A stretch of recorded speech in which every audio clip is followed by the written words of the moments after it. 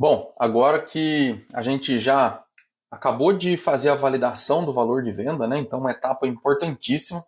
Acabamos de passar pelas imobiliárias. É importante a gente concluir esse processo de validação com as imobiliárias para avançar, porque nessa etapa agora é a etapa onde a gente vai fazer o primeiro investimento, né? É aqui no levantamento planealtimétrico com a topografia, tá ok?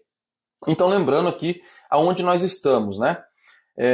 Na viabilidade preliminar, a gente fez a proposta utilizando o contrato de opção de compra e agora nós estamos na vigência da opção de compra, ou seja, nós temos um prazo para cumprir com o dono do terreno para validar aquela viabilidade preliminar que nós fizemos aqui dentro do processo de viabilidade detalhada.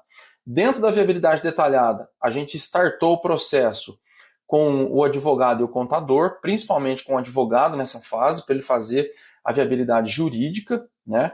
Enquanto o advogado iniciou esse processo, a gente pegou a nossa pesquisa de mercado e levamos então aí para no mínimo 3 imobiliárias, né, fazerem o processo de validação do nosso preço, produto e método de financiamento com investidores, né? Pode ser outro tipo de investimento também, tá?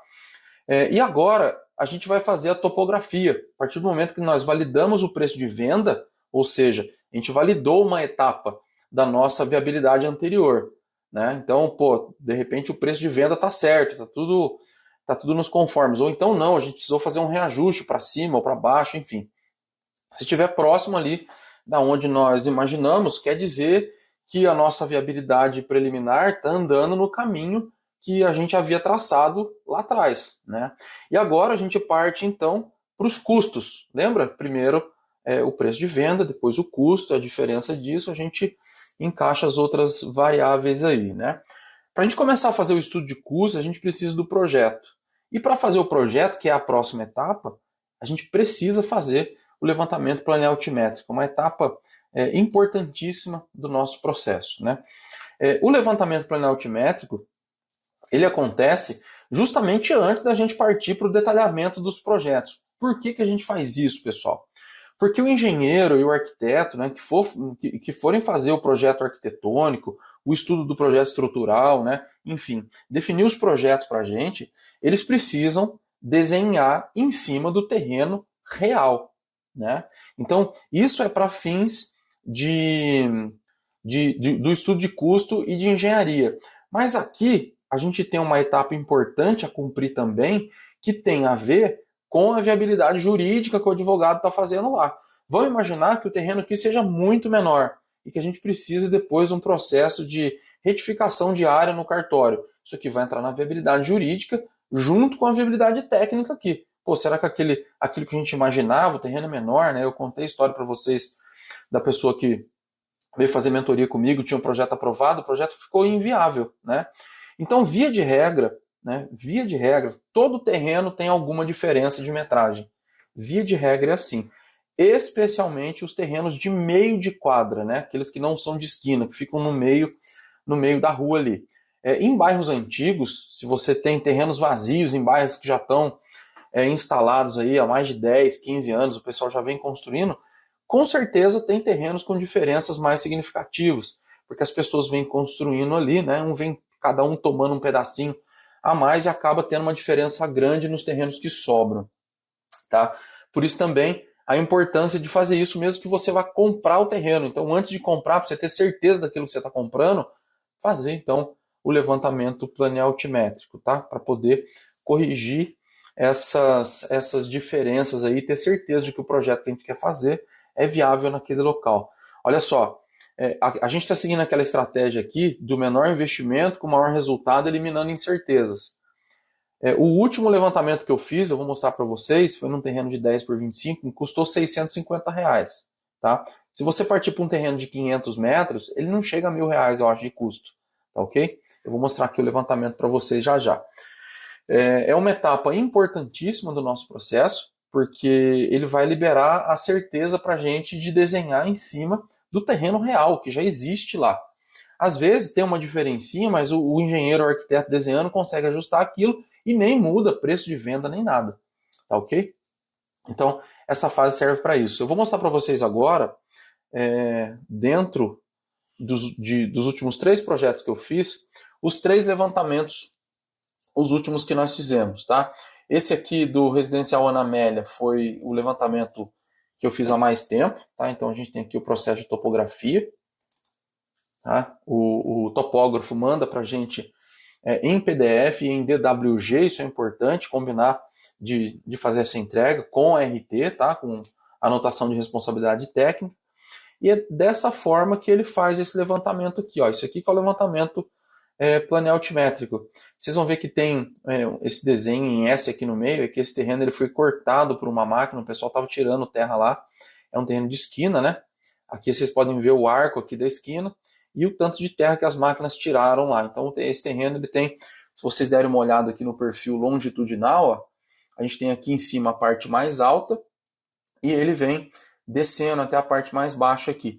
Com esse levantamento, então, o engenheiro consegue fazer o desenho e encaixar o projeto aqui para a gente. Se a gente fechar aqui, fechar não, vou manter aberto, tá? E der uma olhada no projeto aqui do Ana Amélia, projeto. Se a gente vier aqui para o arquitetônico completo, vocês vão ver que ele desenhou o prédio de forma que, olha aqui, tá? Ele considerou uma parte mais baixa do terreno, tá vendo? Então, mesmo nos desenhos aqui de cima, dá para a gente ver, aqui é a parte mais alta e para baixo aqui é a parte mais baixa, né? Então, essa parte mais baixa, nós encaixamos um apartamento a mais. Se você contar a janela, ó, 1, 2, 3, 4, 5. E aqui do outro lado, 1, 2, 3, 4. De um lado a gente tem 4 apartamentos, do outro lado a gente tem 5. Por que nós fizemos isso? Aproveitar, então, o desnível do terreno. E aqui vai uma dica importante.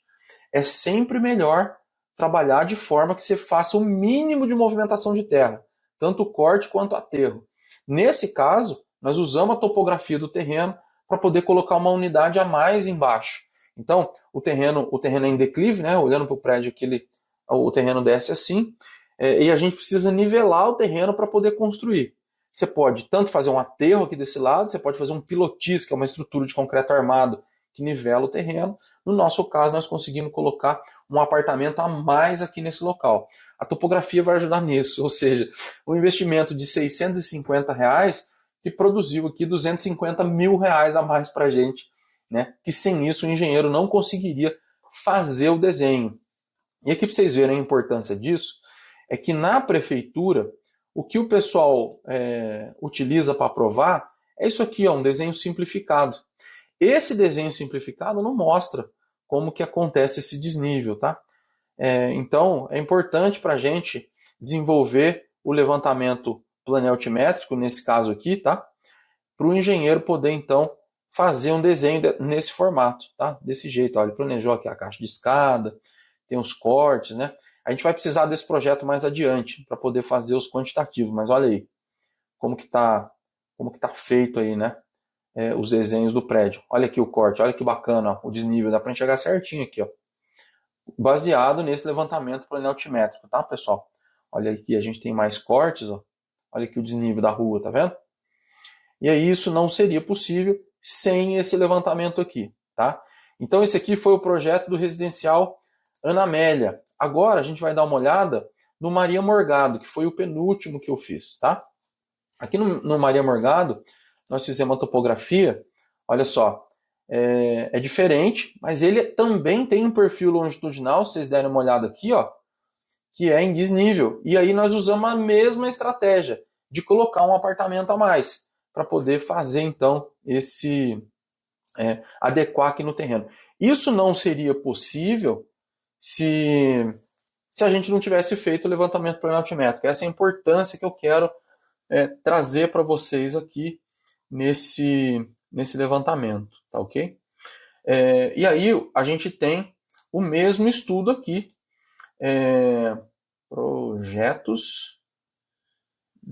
projeto estrutural, elétrico, projeto aprovado, arquitetônico completo.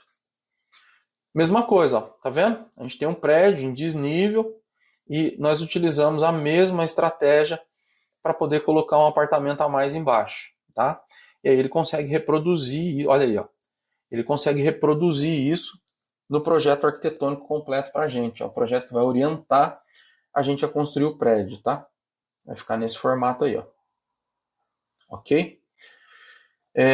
Muito bem. Então aqui nós vimos dois, né? O Ana Amélia, o Maria Morgado. Esse aqui são projetos que eu vou subir na plataforma depois para vocês, tá? A gente está convertendo tudo em DWG para que vocês possam, junto com o engenheiro de vocês, de repente reaproveitar alguma coisa desses projetos aqui, tá?